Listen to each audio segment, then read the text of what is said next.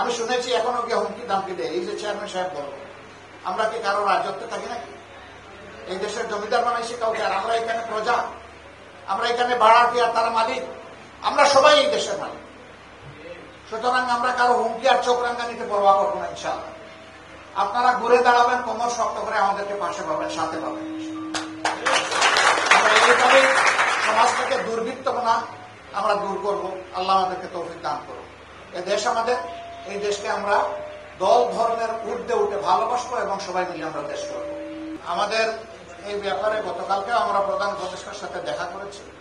আমরা বলেছি যে আপনি বলেছেন আপনি একজন মর্যাদাবান মানুষ, সম্মানিত মানুষ, আপনাকে আমরাই সবাই সমর্থন দিয়ে এই মহান দায়িত্ব আপনার উপরে দিয়েছে। আপনি বলেছেন এই বছরের ডিসেম্বর থেকে আগামী বছরের জুন এর ভিতরে আপনি নির্বাচন দিবেন। তিনি বলেছেন যে আমি আমার কথায় শক্ত আছি এবং সেই নির্বাচন আপনারা পাবেন।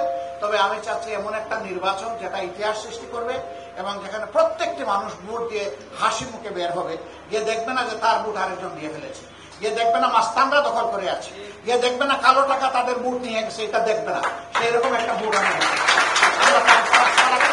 এবং আমরা বিশ্বাস করি এই সময়ের ভিতরে তিনি নির্বাচন দেবেন।